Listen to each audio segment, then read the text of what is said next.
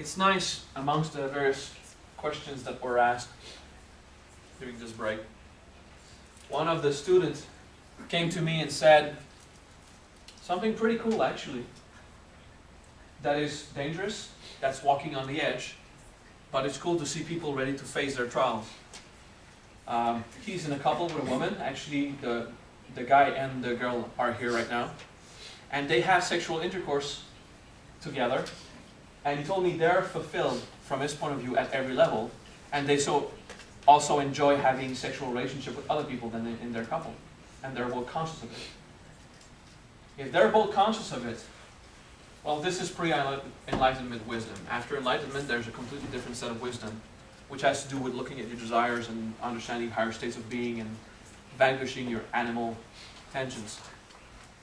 Thank you. So, pre-enlightenment type wisdom. If both parties agree, it's cool. You just have to be sure to pay attention to whatever reaction could arise at different levels.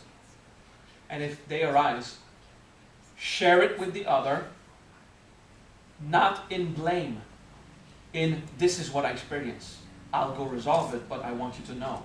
So the other, knowing that, let's say the guy, knowing that the lady felt, I know we agreed on everything, and most of me agree, but there's one plane of me who just felt betrayed. Well, that's because your psychosexual bond was starting to form up again, which is pretty good. And it attacked you, okay?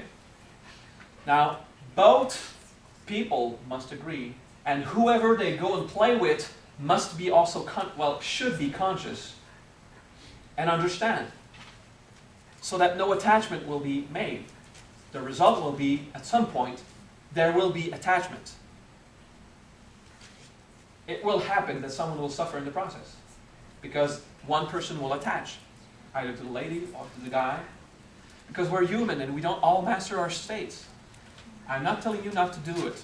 I'm telling you if you do it, make sure you are conscious and understand you are responsible as a consciously evolving being of the various levels of experience that the other partners will have, considering that they did not choose to be on an evolutionary path. Ooh, you see how touchy that could become? Because you become karmically responsible for causing an attachment into someone because they don't master the art of non-attachment. That's why I say there's no judgment to have, but if you decide to go and screw around or have a relationship with two guys or have a relationship with two women, understand that you're walking on an edge. And you have to use this to make sure that you're in a state of integrity and you still can accomplish yourself. Okay? You still can accomplish yourself. But if you go about and you say, oh, there's no judgment because we're all in compassion and there's no judgment, and we talked about it and it was clear. Of course you talked about it, intellectually they agreed. And they formed the bonds anyway and it will happen. So when I say it's a folder, I know it's a very numeric government type approach, but anyway, if you open a folder with someone, you have to close it in a compassionate way. You can't just say, no, okay, girl, you just become complicated, screw you. I got my wife and my other 7 partners anyway, so.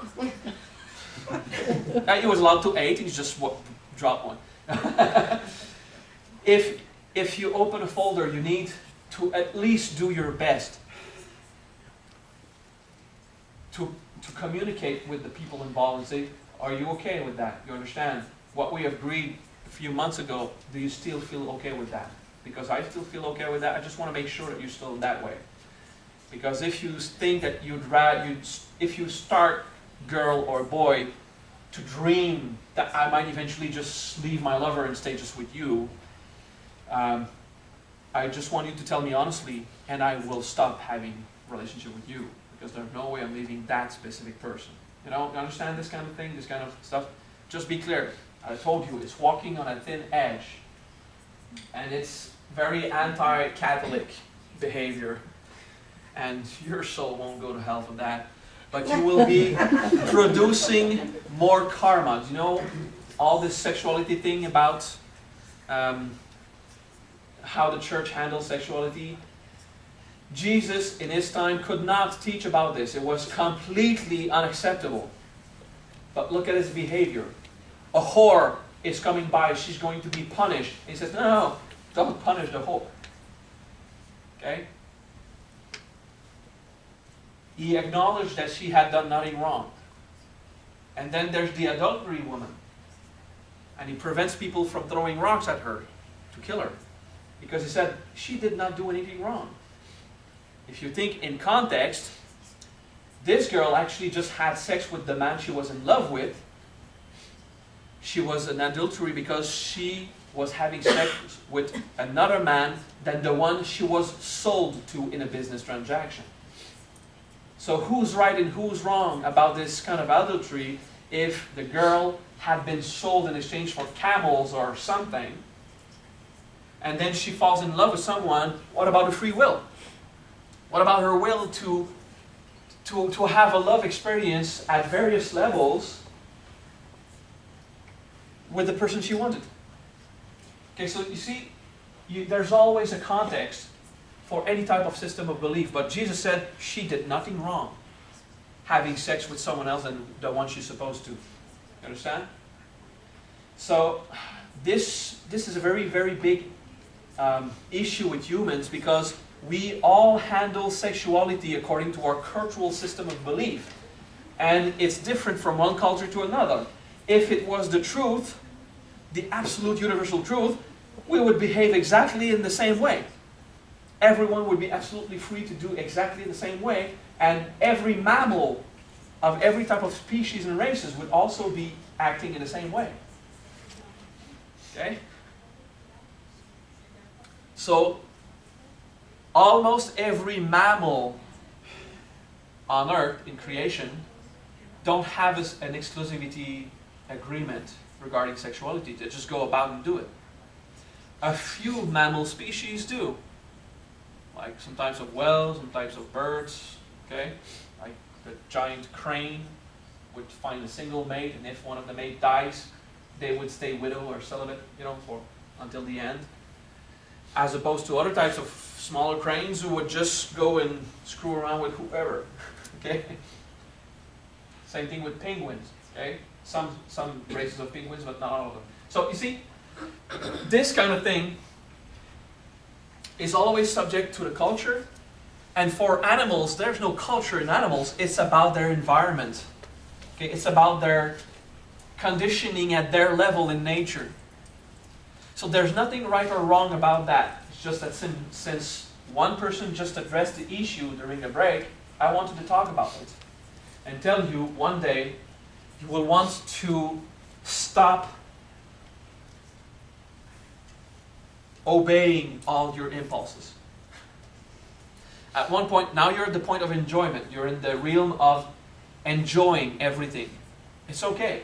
You will reach a point where it will be required for you to not obey all of your impulses. To start taking control, okay, instead of being in a state of control. Okay? Where you want to evolve and you want to master your Kundalini. Your other question, thank you for your second question, if you have too much orgasms, you deplete your energy. Well, you know that Kundalini Shakti I was telling you about?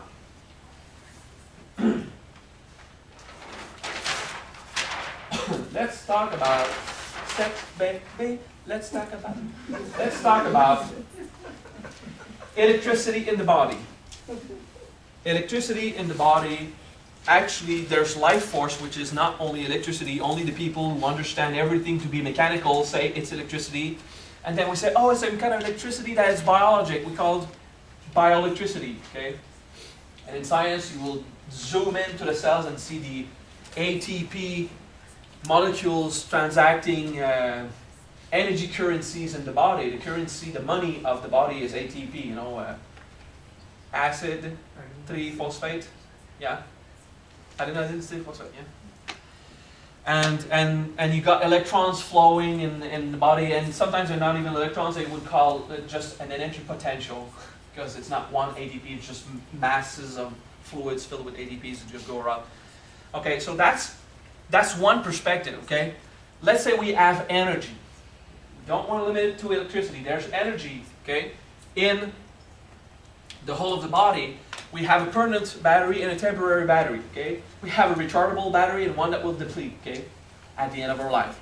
The rechargeable battery is pretty much everywhere, but mostly the intestine, okay, the small intestine. Okay, it's filled with layers in goo, which is how a battery is made. You know, if you study each of a battery and look at it, it's many layers and membranes together, and goo in between.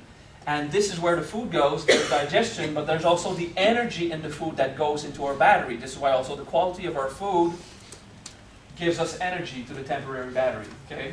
So the less transformed is the food, the easier, the faster you'll replenish your temporary battery, okay, your rechargeable battery. So better food quality, less transformed. Okay? It doesn't mean you can't go to McDonald's. I'm telling you, if you do this, there's a consequence to that. Okay, it's just understanding. The more transformed foods, if you always eat TV dinners, well, some of them as veggies, you know, you can't transform a veggie more. If it still looks like a broccoli, it's a broccoli. Okay, even though it was frozen and then unfrozen, it still is. You know, it was cooked, then frozen, put in a day, so that when you unfreeze it, it's cooked and moist and doesn't have to cook. Well, there is just a slight level of transformation, but some of the life energy is gone. Not all of it, okay? It's still tangible, so there's energy potential in there. Okay? It's not dramatic.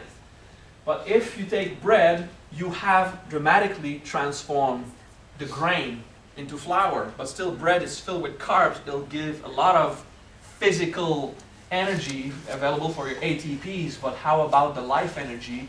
It will be less, okay? But it's still okay. Now if you make flour and transform it, and then this flour you retransform it into some kind of pastry, and then the pastry goes into a cake, the cake is also baked.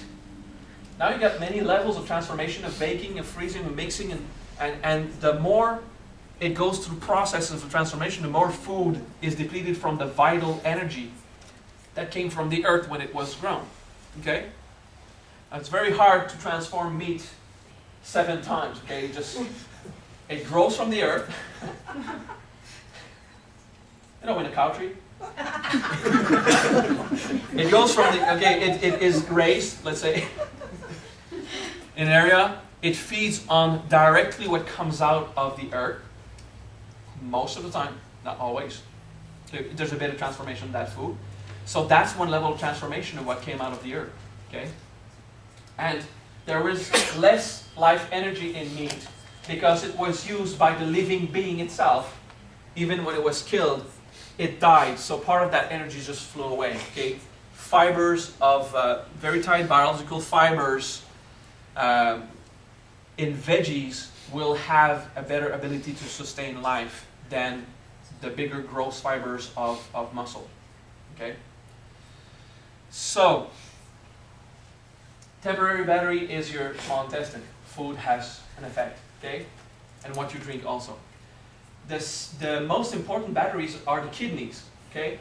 Now, if you got only one kidney, you still have your batteries, okay? It's just, they're there. If you have only one kidney functioning, you still have a temporary battery. With no kidney, it's not only the poisoning of your body. There's also, I mean, there are people with no kidney at all, and they go through dialysis and still live. So the permanent battery is all over, but mostly in the kidneys. Okay? The people who have to go to dialysis, it's not just that they will be sick or poisoned by themselves after just a short time. It's also that they have less power as humans. Okay? They have less drive. Because they have no kidney. Okay? These are very important batteries, but we don't only have these batteries at the physical level. So if you have a physical organ removed, you still have the kidney equivalent in the vital body. Okay? So you still have your life body sustaining the physical one. Let's say you have a certain amount of energy.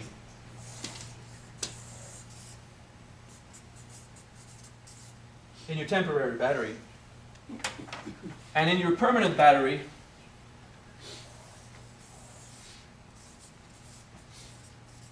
both are full, okay?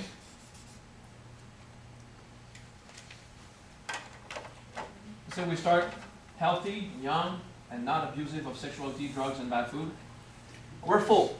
Okay? Now, every day, as you do actions, your temporary battery uses up. Okay? It's not just ATP, it's life force, it's every level of your experience. Okay?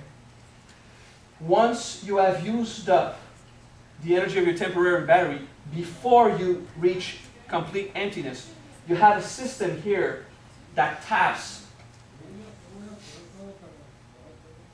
that will go and tap here, okay, and start to empty your permanent life battery to make sure that you don't die. You always have a little basic, okay? You go in strict survival mode. That will happen, for example, if you start to miss food, okay? First thing you digest is your temporary battery, whatever food and resources you have in your belly, and then whatever ATP is stored in your muscles. Then, if you have no more of that ATP, you'll go and burn your fat cells, but not fast enough to provide the required energy to live. So, you'll start to go in your permanent batteries, and you will take life force directly in your cells. And then when your cells are depleted of the permanent energy, you die. Okay? When you have an orgasm, you empty your temporary battery almost in a shot. Okay? And it takes some time for the temporary energy to refill. What happens is all the electricity in your body is just dumped in your nervous system in one shot for you to have the and it's gone. Nice imitation.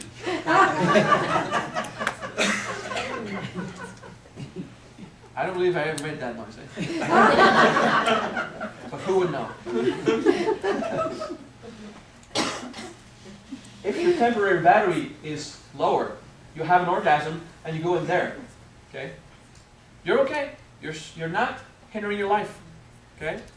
But at some point, if you still are not full and you re-empty, at some point you'll be in that zone, and that will slowly drain your permanent energy from your body. And this cannot be replenished, through natural means. Okay? It's your lifespan, and then it's over. Okay?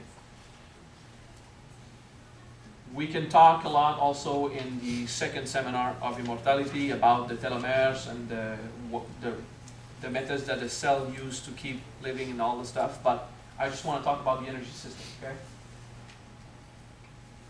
Because making sure you replenish your permanent battery through supernatural means, it's possible, but just replenishing that will not suffice to keep you alive forever. There's another aspect, which is karma, and deterioration of the cells, and how Shiva deals with physical realm. Okay? There's something to master about that. Now, the temporary energy, if you have 3 orgasms in the evening, the first one was okay. The second and the third was taken directly from your permanent battery. Okay? Unless you master this experience of managing the energy in the body, and the Kundalini has something to do with that. I'm not going to tell it right now, but so this energy is your life force. It's not your Kundalini. Okay? Your Kundalini is a divine level of energy that can densify and become again physical energy to replenish your temporary battery very quickly. Okay? I doubt you do it in 5 minutes, or 20, or a few hours, or even a few days. Okay? So, a healthy person in his 20s will take maybe half a week to replenish his battery. Now, young boys, did you have only 1 orgasm per week when you were 18? I doubt it, okay? But we do replenish very fast, okay? So even people in the hormonal rush that will just want to try orgasm one after the other after many times. 5 a day for 3 years. Some people went through that. I was like at once per day for all my teenage and young adult life. Oh yes, thing I should be ashamed of and not share. How much you... No, okay. About that? All right. Just make sure that, you see, I knew she was okay with that. That's why I asked her. Just to show you there are other people not ashamed about sharing this stuff, okay? If you have issues, you look at them and you feel the shame and you let it go, okay? You don't have to share. Okay? And you let it, okay. So this, I should just make you smile. No, look at me. This temporary energy, at some point after you're done, while you're growing, you just boom, you replenish, because it is your Kundalini just pushing your energy to just refill all the time. And you just take a bit of your permanent energy, okay? But after 18 to 21, your growth rush is over, and now you have to start understanding this. If you deplete your temporary battery faster than you replenish it, you're going to start hindering your life, but you won't know it because you're still so full of life. When your battery goes from here to here, you don't even feel the difference. So you think, no, I can do it, I'm okay. And then you start to feel your years come in. You know what, you don't know why, but I'm still so young, I'm just 28, I have this pain here and there, wow. Am I aging already? Yeah, well, you know, this thing that didn't really matter. Got that? So some people are very healthy until they're 50 and have no problem. Some people get physical pain very early. It's simply because we have different systems built with different components, and some people are more efficient at replenishing a temporary battery. Other people do a lot of tantra and they know how to supernaturally replenish the battery that should have been gone after your teenagers. Yeah, Matt? Yeah. I don't see your little secrets, by the way. I see a lot of stuff in people, but there's stuff I don't see. So don't be ashamed if I'm engaging at you that I'm going to see your little secrets. I would have to make an effort to go and dig, which is a waste of time for me. So I don't know your little secrets. Okay, I just see what rises up while I talk. So if I talk and I see Matt going, oh yeah, that was so cool. Oh, it's obvious. It's so scarce. Spiritual masters will address these subjects and explain to you the mechanics and make you feel like you can understand something and you can relate to your experience and feel, oh yeah, that's what happened. Okay. So those after their early 20s who keep on depleting their energy, they don't know it, but they are really depleting the energy quicker, okay? And this is why some people live till 120 and some people, well, they don't. Most of us, anyway. And it's not only regarding orgasms. I'm just telling you, orgasms will empty the battery completely.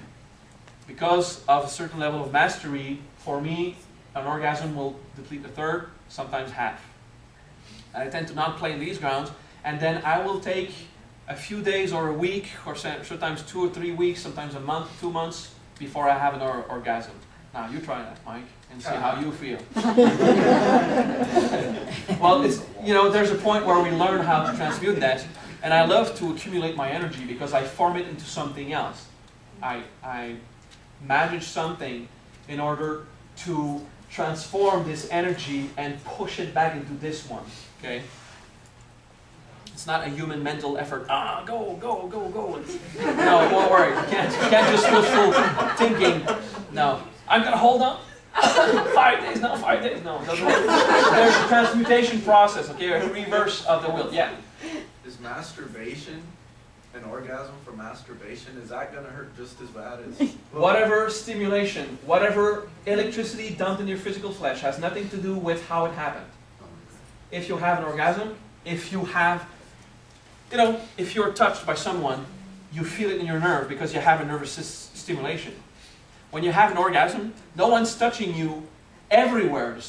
You usually touch somewhere, but you're not being touched everywhere, but the orgasm is a stimulation of your entire nervous system. That's why it's so cool. Okay? Well, where does this energy come from if it was not someone stimulating every one of your nerves at the same time? It was your electricity just dumping in there. So regardless how you produced your orgasm, this rush that we like is produced by the emptying in a quick shot of this orgasm. And the first one we have, let's say you hold on for a few days. For me it would be many days, many weeks. For you it would be like half an hour, a few days. Let's say it just happens that you don't have an orgasm for 3 days for you, okay? And after 3 days, you have one, it's going to get, wow, boom, you know? And then the one you have half an hour later is not that intense because you don't have all of this and you start to play in that zone. and now you're starting to drink from this one, and the orgasms are less intense because it has to be pulled to this one and then repeat down in the body. It's like communicating vases, okay? But it's not only about sexuality, it's about your activity. If you're tired, if you don't sleep and your body needs sleep, of course there's a way to defeat sleep and not need it, but usually we do. And if we don't sleep when we need it, we are emptying this battery, and it happens with sleep. If you don't give yourself food, sleep, water, enough breathing, the good breathing technique, this will deplete your battery and start to hinder your life. Okay? Regardless, it's just that sexuality is a direct effect of that, direct impact. But it works with every biological systems we have. That's the mechanical way it does. Okay? Energy in the core of our cells is supposed to be kept there for a while. It will be physically represented by the amounts of telomeres you have at the end of your ADN chain. But it's a symbolic manifestation. There's also energy in the vital body, emotional and mental body, that scientific people don't see. Okay? So, how do you replenish that? This is what you want to know. Okay? So you can have more orgasms and not suffer the consequences. Shit, your guys are cheap. You want the butter and the money for the butter. Sex and fried food. Yes. All right, I got that. Breathe.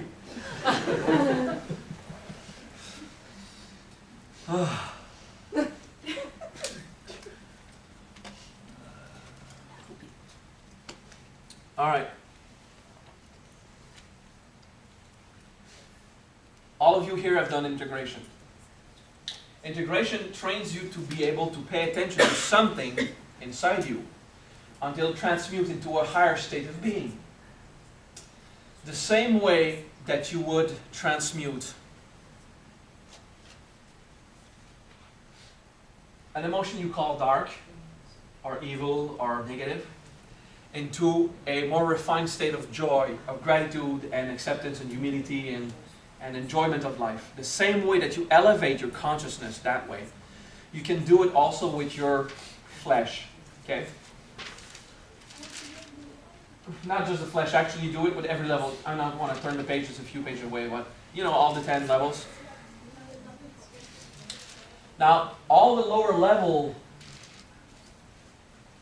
tensions that you have, that pushes you because of insatisfaction and control to just try and satisfy yourself. Because you indulge in them, it brings you to activities that will deplete you. So the way to rebuild that energy, first you replenish your complete battery, your temporary battery, so that it's so full that it will pressure back energy in the permanent one, okay, is you make sure to stimulate all of your lower level desires, and you do not indulge in them, in the sense that you will not satisfy yourself. You will have the power of desire that drives you to want to go and have affection and tenderness and sexuality and orgasm and love and affection, all that. You have all this drive that pushes you, and you want it, and you want to be relieved of the weight of holding this, and you will make sure to stimulate it through your imagination. And this is why you're going to relieve it, okay? You're going to contemplate. Pay attention to the buildup of desires, of yearning, of want, and look at it. And look at how much power it has. That's the power in nature. That's the power that God put in nature to push you outside. That's what allowed you to become individuals. This is wonderful. And this power is also what will cause you to go into the state of death and come back again. Okay? So, by having the power of desire and dumping that in nature, your power is dumped in nature, so you are depleted from it. Now, if you shut down your desire, you're killing your system as a whole. Now, some people are in chastity, but they still have the desires at the level of affection, having attention with others. They will have various levels of physicality, the hugs, the shaking hands. They will have a certain experience of desire at every level, which entertains the human and keeps the engine running, you know. The valves very oiled and all the spark plugs healthy and clean and everything, okay? And it will run. It will keep running, okay? So it's not necessarily about sex, but sexuality has a direct impact on it. The same way I told you about depleting, it's the same thing about replenishing, okay? If you go about with the sexuality aspect, it will be bang. Well, you can't replenish yourself in 30 seconds or 10 seconds, which is usually the duration of an orgasm. It will take minutes, hours, days, okay?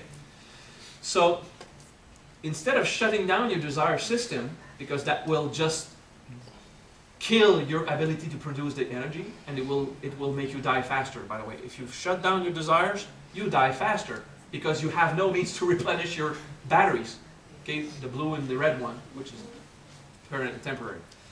You keep the desires active, and you will go and stimulate them just by your will, okay? And if you're crazy enough and have enough mastery, you would make sure to initiate copulation, but not reach your end. And you go into a meditative state. Okay. That's what I learned in my early 20s. You have the copulation experience. Well, personally, for me, an orgasm is a cause of suffering. Okay, I actually suffer when I have it.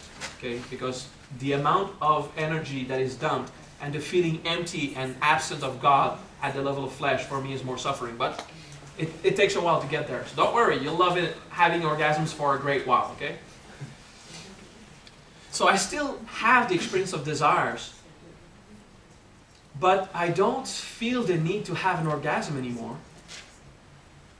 So I'm not pushed to go and have sex.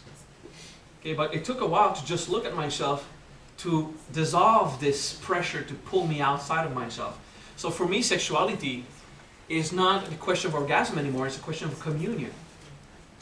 To be as dense as possible in the flesh, to enjoy myself as much as I can, and stay conscious at the higher levels at the same time. And when orgasm can come, if I'm gonna have an orgasm, the rare times I do, it's gonna be for the fun of the animal experience. Okay?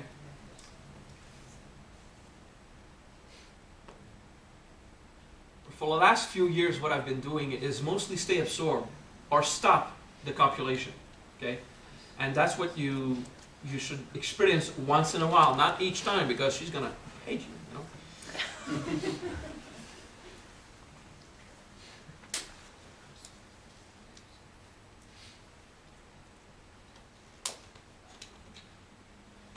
There will come a point where your energy will be filled with your consciousness.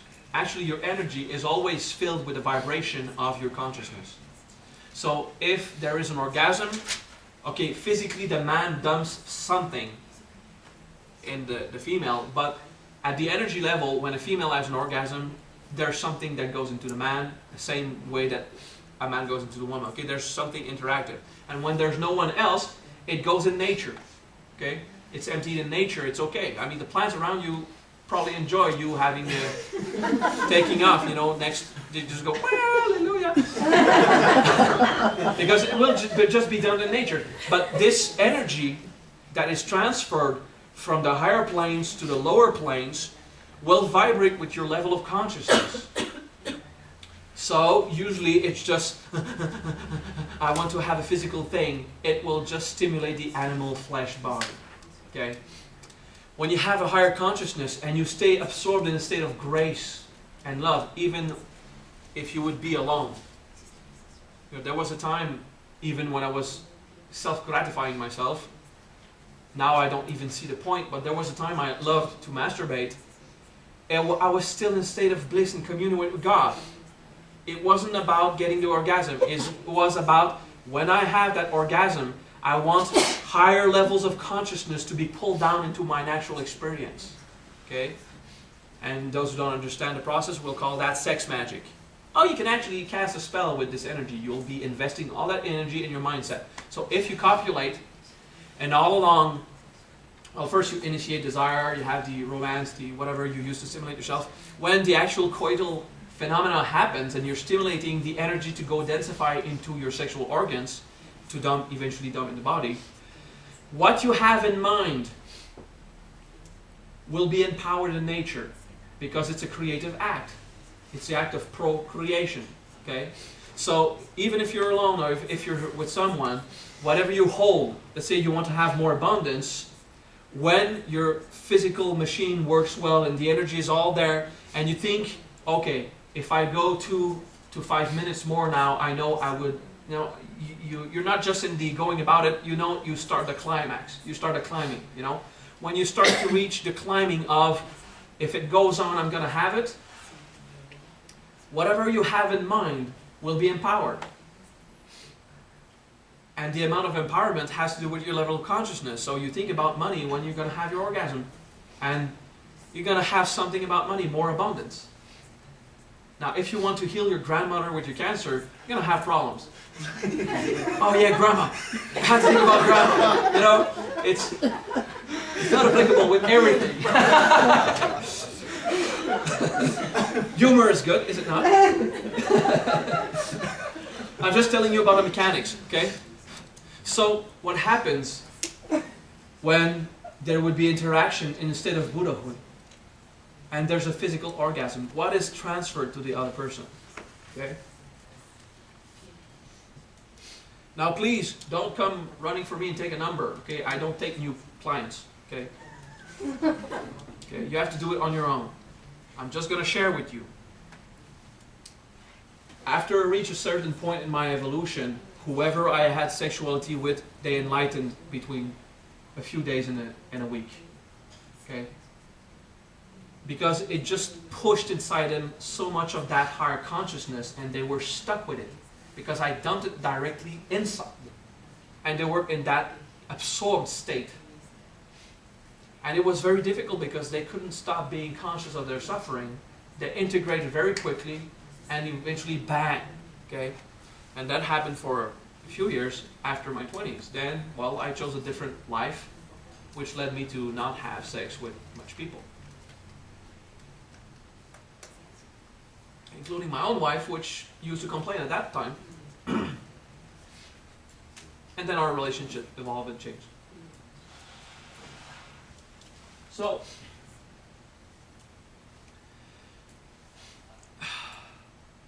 I want enlightenment, I want to have sex with Maha. No, I told you, okay? I see like 5, 6 women in your subconscious mind starting to cultivate stuff. Seriously. I do it just by putting my hand in your back. You felt it, some of you. You did. Okay? And you see, it has nothing to do with sex. It's just taking that energy and consciously dumping it at a certain point. Kundalini is not sexual energy. It's not. Whoever told you, wherever you read this in Kundalini Yoga, Kundalini is not sexual energy. It's written everywhere, even in some places in Ayurveda, where it's like an understatement. Kundalini is divine energy. It is affected by sexuality. We say it's sex energy. Also, when your Kundalini rises and starts to emit the Shakti, your temporary battery fills up very quickly. And instead of replenishing your permanent battery, it's just too much. So you say, I really have to take off. I have to get some kind of sexual service, something. I need to drop that load, because it becomes, the pressure builds up and it's too heavy. And we reach a point, we don't want to have an orgasm because it's fun. We want to have an orgasm because we suffer of not having it. Can you relate to that? Can you think about it? We just suffer the not having sexuality. And it becomes difficult and hard. We find at the level of affection, it's hard. At the level of physical stimulation, it's hard. Attention, at want, yearning.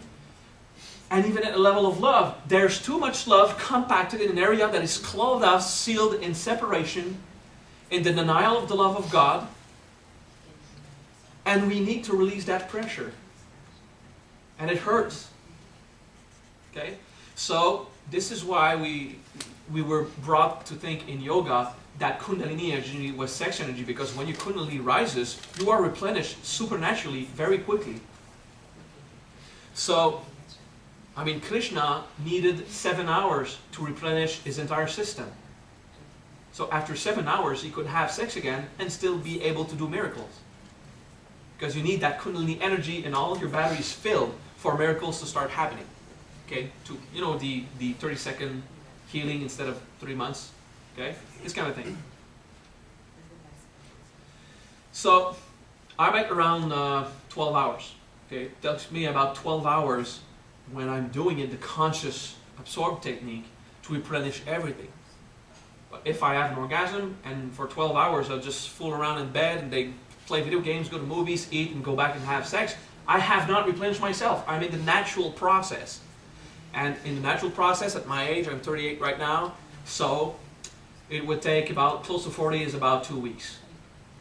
Oh boy, what did I say? 2 weeks to replenish your battery if you have sex after 40.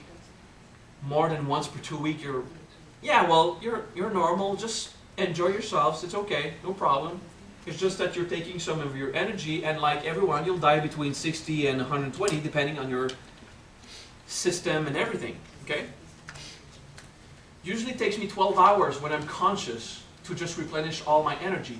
And I'm not replenishing my batteries because I want to be able to have sex again. No. I want to be able to exist in a miraculous way again. I want to exist in a supernatural way again. So very quickly, and usually, like I said, an orgasm for me will empty a third to a half of my battery. There's no precise number. Okay, I don't have a gauge with a scale, so I don't know. You know, my kidneys and my... So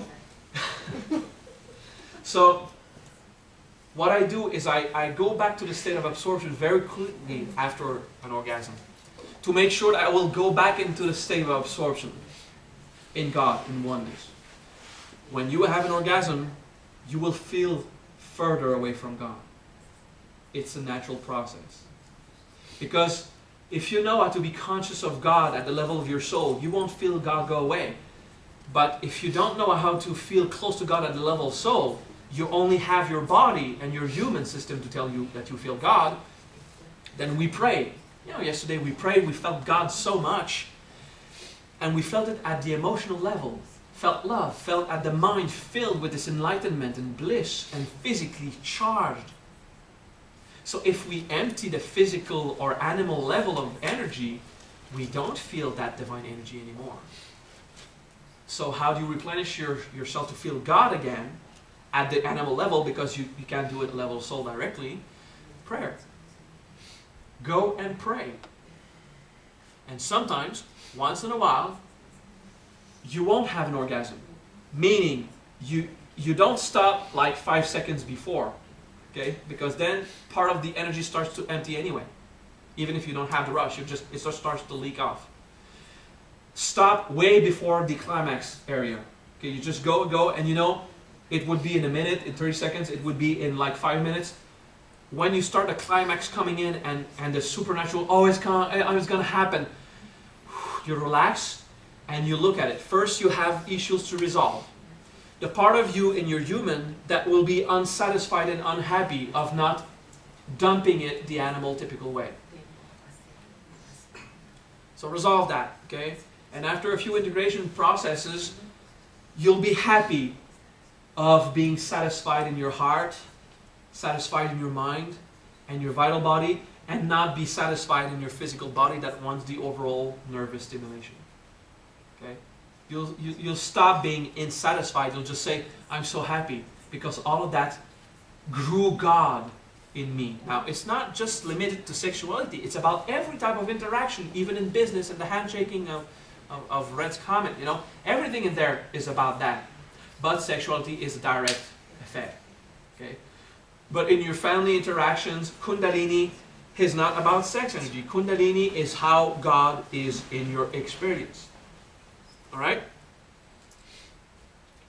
So think about how I called it about sexuality, and think about it now in an overall manner. The way you interact with people, the time you take alone, the time you take in prayer, and the way you satisfy yourself with the food you like.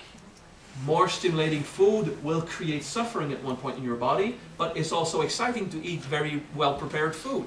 Very transformed food is pleasant, especially if there's fat, sugar, and minerals. No spices. And like Frank Jensen said, whoever understood the law of mixing sugar and fat, they should get a Nobel Prize, you know. This is an invention that really renewed, you know, it stopped revolutions. You're unhappy, take dessert, you know, and you go, you know, physical stimulation. It's like an orgasm. Not in the groins, not in the vagina. It's like an orgasm. Sometimes we stimulate the nerves at a certain extent, and we have a rush that comes out of it. Too much sugar and fat, and oh my God, I'm pulsing like 125 at rest. Those who become addicted to coffee and tea, drugs and everything, we just want to have this stimulation, so it's not about sex. It's about the rush of stimulation. So whatever rush of stimulation, including desires that are not satisfied in the animal fashion, look at them and learn to be satisfied with the entire experience, but not under the control of the animal, but in service to the soul in their experience. To be filled, both of your batteries be filled to the break point, and still look at it. What will happen? Your battery is a membrane, it will stretch. And stretching hurts. Observe it. And you'll have more energy. And as you learn how to accumulate more energy, you'll learn how to dump it in nature, not through an orgasm to stimulate yourself. You'll learn how to dump it in nature to rewrite it and do miracles. So that is the science of miracles. If you're enslaved to the animal nature, you're telling nature, you have power, I don't. So you don't have power over nature.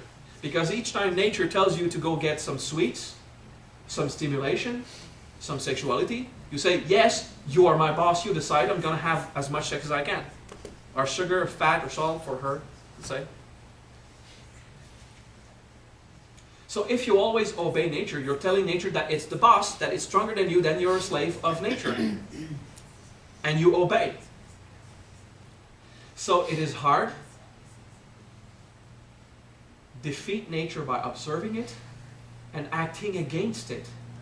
Not against it, but not to hinder it, I mean. Not against it to hinder it, but act in a different way. That's what I mean by against it, okay? In a way that nature will be forced to integrate the insatisfaction. Where nature at every level will be forced to let go of control of what it wants, until your inner nature accepts, okay, I get it. I'm not the boss. Boom, you have power over nature.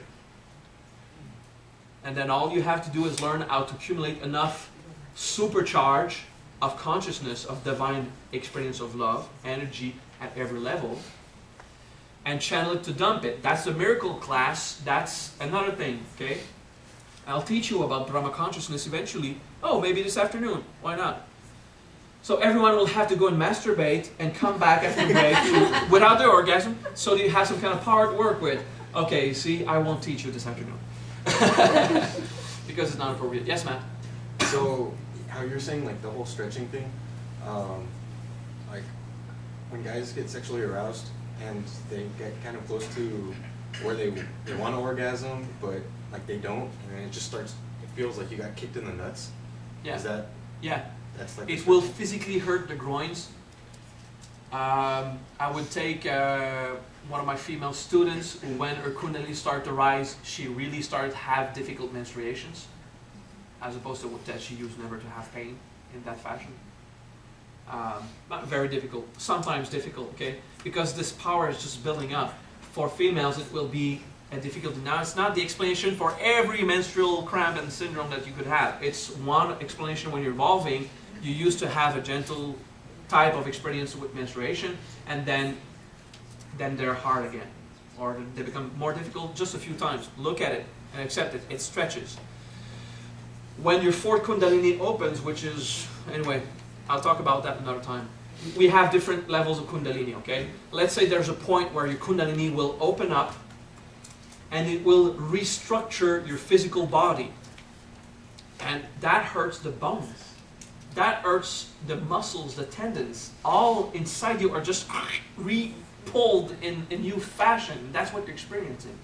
It's just you're brought back into a new state of being. It really hurts. The first Kundalini will just hurt the groins. Then you'll have earthing all over in various ways. Wherever you have a soul level judgment. Now, a soul level judgment is not a human level judgment. It's completely off scale. It's not something you could understand as human right now, okay? Except if you're experiencing them at a very high level. But we do have judgment, existential judgments from the point of view of soul, the fundamental shame of leaving home. When actually we're just speaking outside, okay? We have these issues, okay? And just that will just provoke our body to be pulled back straight, and someone who doesn't integrate, who resists that feeling, the body breaks and you have the stigmatas. So you have the people who grow divine power inside them, but because they're Christian, they judge sexuality and they start to bleed from everywhere. And we call them beautiful, wonderful saints. They're so fucked up in the head with judgment and hatred of themselves and shame of being animal. And they say that the saints are trialed by their demons. They just want to screw everyone around them. They're so excited because of that sexual power, and they're ashamed because they shouldn't, so they mea culpa and everything. It's a misunderstanding because, you know, in the Christian philosophy, there's no teaching about Kama-Chakra, about desire. Okay? You know, they feel something and they can't even forgive themselves because sometimes they act on it. They feel even more ashamed. You know, Christians are masters at forgiveness and acceptance of themselves. Well, I had to please her out of charity.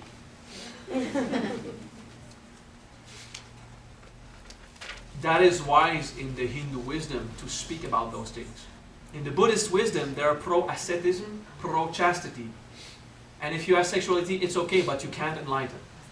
They just categorize everything. Anyway, even if you're a monk and chaste, you can't enlighten. In Buddhism, they say it's impossible. Anyway, so forget that. It's wise to have this wisdom. It's wise to understand it, because it really will make a difference in your life when you when you understand this. But before you start integrating Kundalini experiences and your physical denial of God, your physical anger towards your soul for not allowing the orgasm because you're trying a technique to hold on. You know, when you go through these issues, you'll have to integrate that and go in the flesh, and the flesh has its own deal of power and control. It will get angry at you and you need to go and do forgiveness, and you know, there's a work to do there. But if you stay enslaved to nature, you're going to create suffering again. You're going to yearn in moments that you can't satisfy your yearning. You understand what I say. You've been experiencing this like for a while. When you have an experience of yearning, I mean, I guess this entire class this morning for you was wonderful. It was like an explanation of everything you've been through. And you see, the solution is not to go beyond your deal, your psychosexual link. It's just to deal with the situation and not act on it, and then you'll have the groins hurt and everything. There will be a time when it's going to be done. Okay. Sometimes I have the groin hurt. It's scarce, very rarely, but I still do have it when I really have another step in my level of power. Okay. Each time you'll go through the process, we'll go very quickly. I have a wave. Oh, hurt the groin. 5 minutes after, coccyx, and then back of the, like between the heart chakra and the throat, we have an entire system of energy there that manages how energy goes from nature to supernature, and how energy goes from supernature back into nature with consciousness. It's called the host chakra. It's here and back, where the wings come out, you know. Between the heart and the throat, and on each side of the spine, slightly angled, like just inside the shoulder blades, there are part of systems there that when the energy goes in there and is filled, will just start to flow out. And because our energy, you know, the energy of our aura, the energy goes up and everywhere and then goes down and into the feet. So we have an egg-shaped aura. Okay. There's also a stream on the other side that just goes down and comes back up to the head, and both of them at the same time. But it's mostly when we think of the inner Kundalini energy about the coming out. The energy goes out from the two dance between the shoulder blades and the spine, between the heart and the throat chakra, and goes out. And if this energy is holy, it is very clear and bright. So you have if you think in 3D, it goes out that way and falls back into the head. And if you look at me this way, you have the impression I have two wings in the back. Okay? And that's what makes the illusion of the wings. Okay? But if you resist pulling out your wings, you're going to build up pressure in there. So much pressure because your Kundalini is rising, and it gets a new point where you react and you fight with the fact that your soul is letting go of its individuality. When the soul is, you know, I'm going to take an example very physical. When Matt said, you have a desire and you're not acting on it, it builds up the pressure because there's physical anger in there. There's a point where your soul started to exist because of the power separation. Now you're letting go of your power separation, and it will freaking hurt your soul. And it will sink down to your body and physically hurt. And I had this pain for a while. It took me like 2 years to get rid of just the physical type of pain. So when you have a physical difficulty or pain regarding all of that, regardless where your Kundalini buildup is at, look at what hurts and use the physical pain as a symbol. What does that mean at the soul level? What does that mean in the causal body, in the consciousness body? What does that mean? Okay. So just thinking, oh, it must be my lack of acceptance of separation, or my wants to stay separated. If you just go about the very basic way, it's going to be too hard to see. You need to go with the 21 mask of the ego, maybe the 22nd mask of the ego. I never told you about it. Okay? There's 22 masks of the ego, but we speak of the 21. 22nd is a very sacred and holy wisdom that if I talk to you at the level of this wisdom, you'd be too hurt, screw your life, have karma. Because what it does, it takes all your karma, it dumps it into your life in a very short time. So you stop screwing up. Like, all electronic devices around you screwing up, and Wi-Fi and cellular phone doesn't work, and gas leaks in your apartment, you know, stuff where it happened very quickly, just boom! Okay? So, you know, I don't want you guys to go through that, okay? So, you will have to go through certain trials. Take the 21 masks of the ego.